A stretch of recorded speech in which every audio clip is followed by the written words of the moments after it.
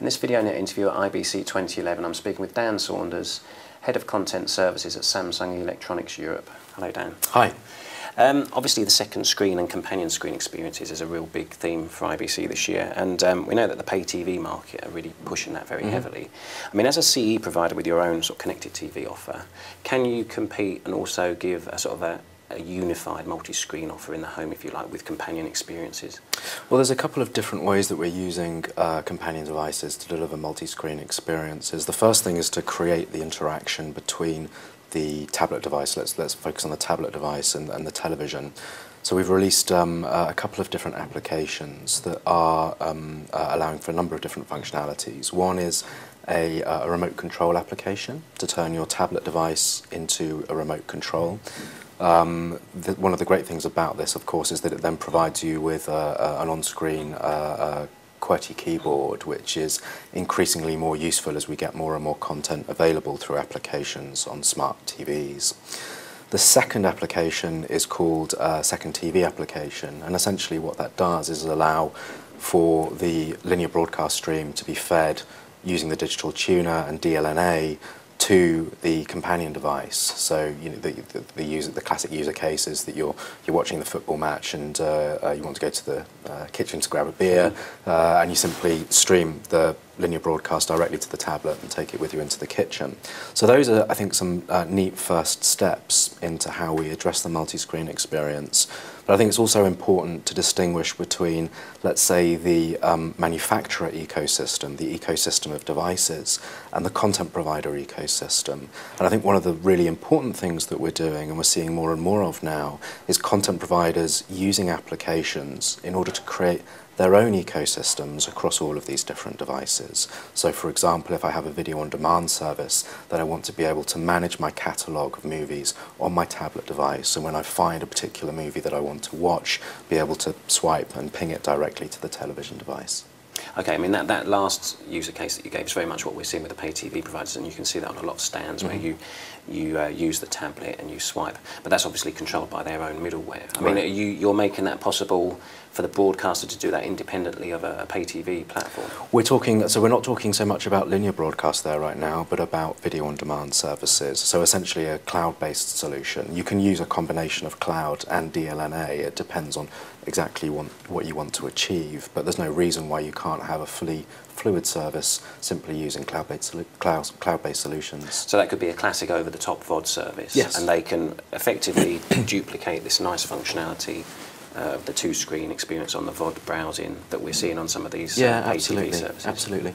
Okay, and I mean, do you think that the sort of distribution within the home, which is using the DLNA, is an alternative or complement to sort of content coming down via the cloud to every device? I think it's complementary, and it's. I think we've yet to fully understand how consumers will use this, but the important thing is that we give them the option to do both. You know, there are clear instances where DLNA provides very nice user experiences. It allows, so for example, the remote control application that we talked about, or the Second TV remote, those are clear uses of DLNA that work very well. And I think it depends on the type of service that you want to deliver as to whether you go cloud or DLNA. Okay, I mean, that Second TV application is very much getting into the sort of the multi-room, if you like. I mean, I know it's to a tablet at this point, but I mean, do you have ambitions to be able to sort of, you know, make content available on every screen in the home, other TVs? Yeah, sure. I mean, could you? I mean, presumably the Second TV would have to be a Samsung TV, would it? If you could make a sort of a whole home solution, perhaps. I mean, obviously we would like that. I don't think it necessarily is dependent upon the individual brand.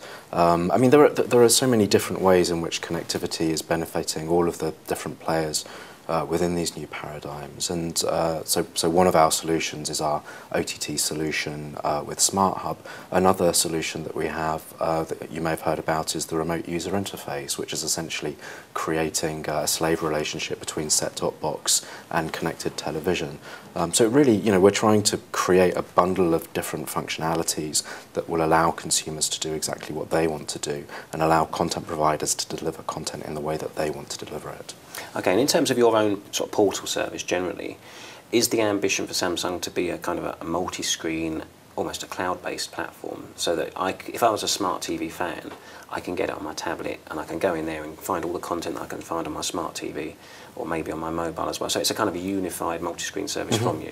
I think, yeah, I mean, you've got to recognise, of course, that at the moment when you're talking to all of these different devices, you're actually talking across multiple different operating systems, and that's really the power of the application technology. And I think the utility of applications has really become very clear over the last 2 or 3 years, and what we're seeing now is that content providers are able to make their services visible on these multiple different platforms with very light touches through very powerful application solutions. Okay, and I mean that's a good lead into the fact that content owners, one of the biggest challenges for them until now with connected TV has been sort of developing for different platforms, obviously. Yep. And then there's sort of changes on each platform. I mean, they really want some stability and some uniformity. I mean, what can you do to help them with that? Well, yeah, so it's a good point, and I think that there are two parts to the answer there. The first is with regard to the architecture that actually supports the platforms that we own and manage.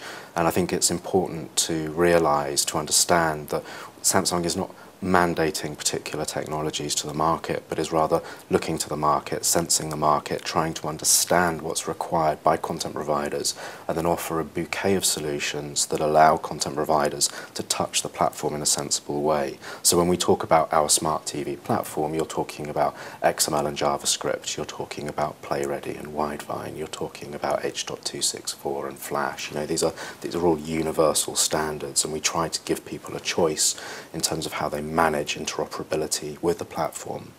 The second part of the answer is that with regard to the platform architecture itself, I think it's fair to say that between 2008, 2009 and 2009, 2010, there were huge step changes in the architecture that we used to actually manage the platform.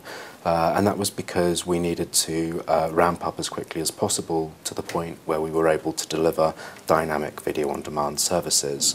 And I think what we've seen between 2010, 2011, and can certainly expect to see even more of between 2011 and 2012, is a greater sense of continuity and stability in terms of that architecture, so that we're now allowing content providers to really leverage the cumulative install base of Samsung smart TVs within the marketplace. Okay, so the bottom line is it should be easier for them now to develop and exploit that development. Yes, absolutely. Yeah. And we'll also shortly be publishing a new version of the SDK, which continues to get better and better, more user-friendly, more powerful. Okay, great. All right, well, that's probably a good place to leave it. So thank you very much, Dan, for your time. Thank you. Good to meet you again. Yeah, likewise. Thank you very much.